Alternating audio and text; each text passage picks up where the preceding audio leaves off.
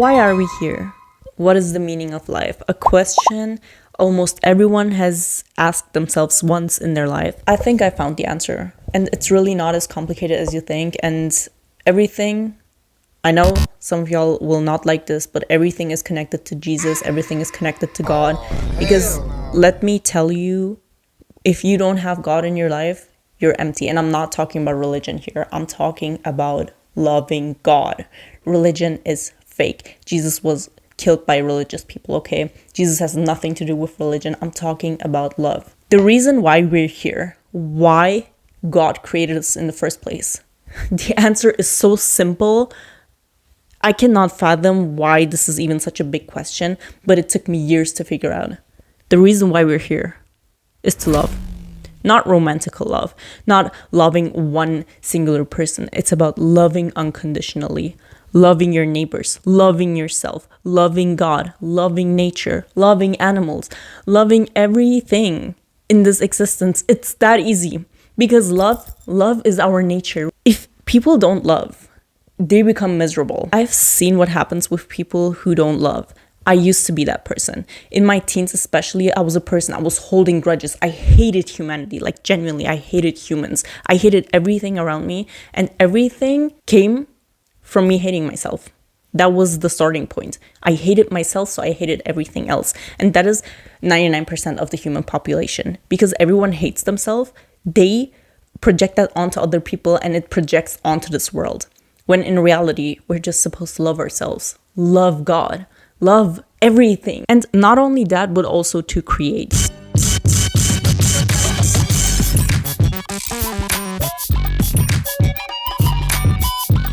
God has created us to just simply love and create. And I'm not talking just about creation in the sense of art. Everyone has a different sense of creating. You can create with fabrics, you can create with numbers, you can create with literally everything that you have around you. It doesn't have to be artistic, but it becomes artistic in its own way when you do it. Because that's what we are. We are creating beings. We are loving beings. And the reason why this society is failing is because everything at this point is self-centered. Everything is about me, me, me. Everything revolves around money. Everything revolves around materialistic things. Everything revolves around what can I get from everything around me. That's not the point. We as human beings have come to the point where when you walk down the streets, there is a bunch of homeless people, and like, I'm not even joking, 100, 200, 300 people just walk past them without even looking these people into their faces. And the worst part is there's people screaming at them, go get a job. When did we as human beings become this emotionless? When did we as humans become this robotic to the point where we don't see the suffering of another human being on the streets? That's the thing a lot of people are missing nowadays. Empathy, sympathy, caring. People don't have that anymore. And you know why? I'm going to explain it real quick. Because of these phones. These phones have killed all sense of caring in us because it has literally desensitized us to the point where we don't care about anything anymore. You being in their shoes just takes you 3 months without a job and not a supporting system behind you, which can be friends or family or whatever. If you don't have that, you're in that person's position right now. And people lack that empathy. For example, Japan, it's a daily occurrence that someone jumps in front of a moving train and passes away.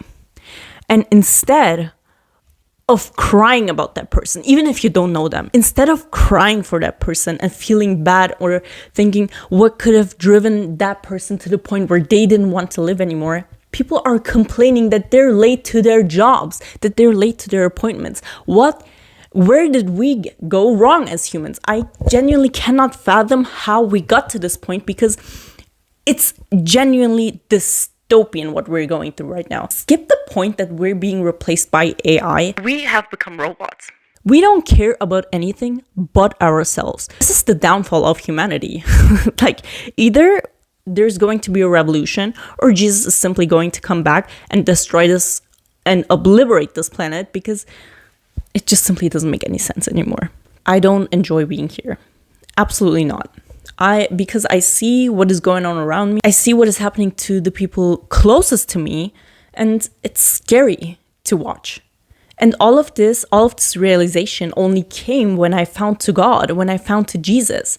I didn't know why I was here until I found to Jesus. And literally, God ever wanted from us is to be his children. That's all he wanted. But we used our free will to deny him, to defy his laws, to defy himself, to say, no, I'm not doing this. I'm doing it the other way. I'm doing it my way. And that is exactly what it is. A lot of people are so quick to blame God for everything, saying, but if God knew everything, which he does, why did he give us free will? Because love gives choices.